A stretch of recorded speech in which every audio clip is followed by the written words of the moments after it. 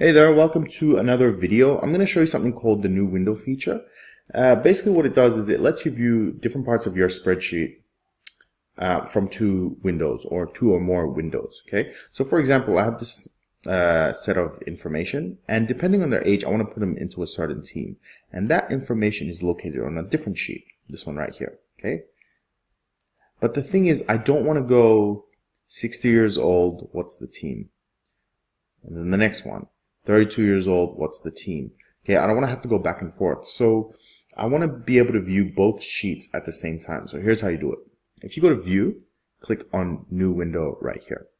And it'll look like nothing's happened. But if you notice at the very top, you're going to see your file name and then :2. And each time you create a new window, it goes :3, :4. So this is what it looks like. If I bring both those sheets right into play, it looks like I've just duplicated the spreadsheet, but actually it's just the same document. So if I make a modification on this one, it actually modifies the other one because it's actually the same document. So the way to think about it is, pretend you have a house with two windows right in your living room.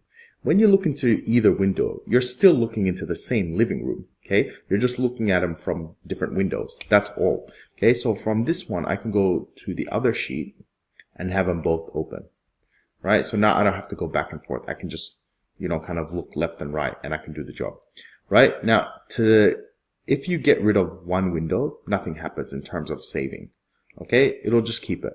So when you close your last window, then it's going to ask you, do you want to save this? Okay, so as long as you have one window, that's what's going to happen. So if I can add as many new windows as I want. So if I got 5 sheets, I can add 5 windows, right? So I don't think there's a limit.